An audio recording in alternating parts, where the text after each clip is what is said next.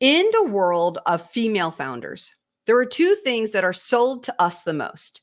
The talk about our well-being, if we're going to hustle, if we're going to do all the things that we need to be well, that we need to have energy, that we need to increase our productivity, we need more resilience. Resilience is a huge buzzword these days, right?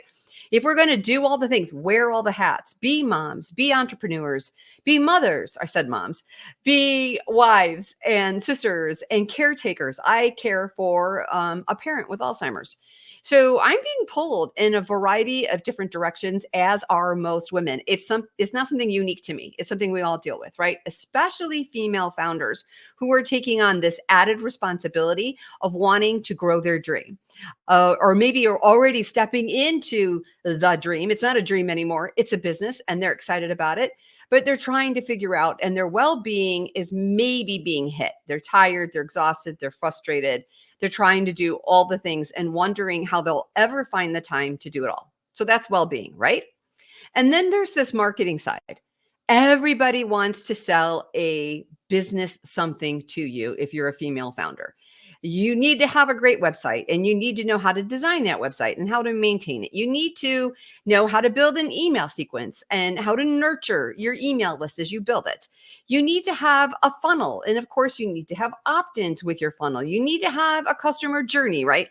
All of these things are coming at us, and all of these things are important, just like doing a morning routine and exercising and breath work and all the things on the well-being side. All of these practices, whether they're a marketing practice or a well-being practice, are important. They're tied to science. There's reasons why we need to do these things from a foundational perspective for our well-being and for our business, for our marketing. But sometimes we get caught up on the well-being side in all the practices, feel like we're doing all the things and not feeling any better. And then on the marketing side, I hear from myself and I hear from other women that, you're building the email sequence, you're creating the opt-ins, you have this phenomenal website, you love your messaging, yet you're not making any money. So although these practices are important, what we lose sight of are the metrics. And so on the well-being side, there are 4 metrics that I think are really important. And on the marketing side, there are 4 metrics that I think generate revenue. So when I'm talking about well-being metrics, I'm talking about things that actually make you well, not just help you check off boxes or take up a bunch of your day.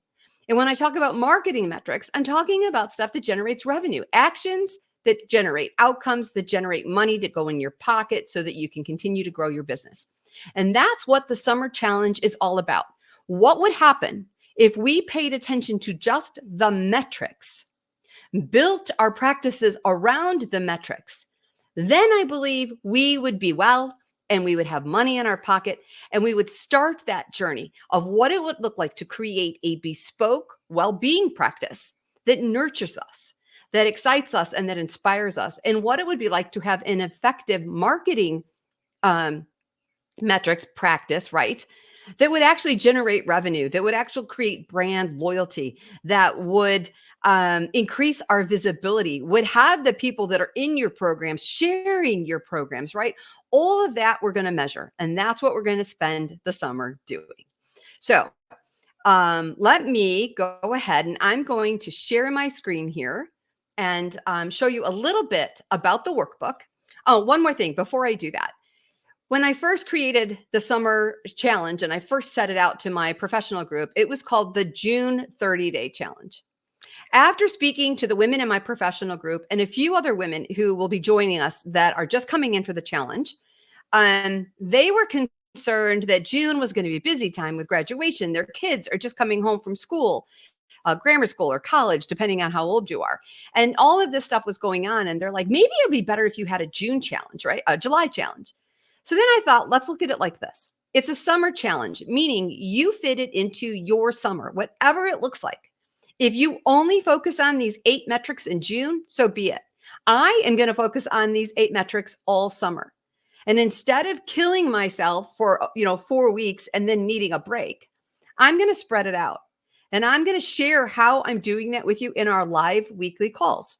So you'll be able to come into our live calls on Monday mornings and chat and ask questions. The recordings will be there, but I highly suggest, if you're anything like me, recordings are boring. They're not maybe answering your particular question. So I hope every once in a while you'll join us on Mondays at 11 o'clock Central Time for 1 hour, just to talk through what's been happening with your metrics. Tomorrow on Monday, I'm not going to do a meeting. We're just getting started. We really don't have a lot to talk about. And I don't want to waste your time with a, hi, this is Paula, kind of a live call. But next Monday, mark your calendars, 11 a.m. And then every Monday throughout the summer, 11 a.m. Central Time, we're going to talk about these metrics. We're going to answer questions. We're going to support each other. And I think it's going to be so much fun and effective. So for the last few minutes of this little 10-minute chat, let me share with you my screen. And let's see why it's not working. Okay, share screen. Here we go. There's my workbook and share. Okay. So now you see here, I'm going to take that overlay off. Now you see the workbook. And I'm going to go ahead and I'm going to move us to page 1. So the table of contents is what you received, whether you're in the program and you got the workbook, or you're deciding whether or not you want more details, whether you want to join us for the summer. Okay, so the table of contents, we've got what is the SEEK method? So what we talked about a little bit a few minutes ago, you're going to get the details on it. We're going to be looking at the metrics. So here you see our well-being metrics are waist to hip ratio, heart rate variability, glucose management, and sleep quality. And then our marketing metrics are customer engagement ratio, brand consistency score, conversion efficiency rate, and marketing return on investment. You also have pages for your daily journal. We have a weekly data check-in. And then I have 2 bonus AI prompts. Oh my God, you're going to love these prompts. These prompts are going to help you create a personalized well-being approach for the entire summer. It will give you practices. It will give you how-to instructions. And get this, you're going to write the prompt in just a way that ChatGPT will only suggest the things that you already like and love. And it will, you can even, use it to inspire you and motivate you to try some new things. But it's going to be like you were talking to your best friend and you created this bespoke approach. You'll love it. And then the other bonus AI prompt is your brand statement. You're going to answer 3 simple questions. You're going to take those simple questions, you're going to put them into a prompt, and it is going to help you generate the most perfect on-brand statement that you've ever written about your business. And as much as I would love to show you those 2 prompts today, I'm not going to. That's a little bit of a teaser. You need to come into the challenge to get those, but it will show you what the workbook looks like. Okay. So let's move through the workbook here. So the SEEK method, integrating well-being and marketing for female founders and why it's important. I'm not going to read this to you. I don't want to bore you, but everything's here. How it enhances your productivity and your creativity, how you get sustainable growth, not only for your wellness, but also for your business, stronger brand authenticity. Yes, that's marketing, but that's also well-being because, man, we want to talk. We want our walk to match our talk, right? And that's all tied into it. Improved customer engagement, better decision-making, holistic business strategies, because, hey, like I said, you are a woman with multiple things, multiple roles, multiple titles. You are not just a business. You are not just a mom. You are not just a wife. You are all of it wrapped up together. And then increased longevity. All I do, Ditch the Dogma, is all about helping women create bespoke approaches that step outside of conventional norms. And the reason that I want you to step outside conventional norms is because, 1, I want you to do what is for you. I want it to be bespoke. And 2, I don't want you to be sold to anymore. I want you to find the answers within. I want you to be your well-being guru and your marketing guru. Everything you need to know to do those 2 things, I promise, is tied to these 8 metrics that we're going to pay attention to this summer. Now, here I go into a little bit of details about all of the well-being metrics, the 4 well-being, and then you have a page. Now, I'm going to go through this really quickly, but waist to hip ratio is a number that you're going to review once a week. It tells you how to do it in the workbook. Heart rate variability is a number that helps us with our resilience. And I will explain more about that. You can Google it. But basically, if you have an Apple Watch, if you have a Polar running thing, anything that measures your heart rate, if you dig into it, you'll find your heart rate variability. And I will go into more detail with that during the week. Glucose monitoring. You may or may not have a manual glucose monitor. If you do, and you're willing to take your glucose, this is what we're going to do. And I will explain the 2 circles and what they mean this week. Sleep quality. We're looking for 2 things here. 1, we want to know your energy level more than I want to know how many hours you slept, because everybody's quality of sleep requires a different number of hours. But our REM and our deep sleep should be 35% of our total sleep. So if you're getting 10, 12 hours of sleep, let's say you fall asleep and you're in bed 10 hours, but you're not getting quality sleep, then the hours don't matter. We'll go more into detail into that next week. Marketing metrics. Here are your 4 marketing metrics. You can read them in detail when you get your workbook.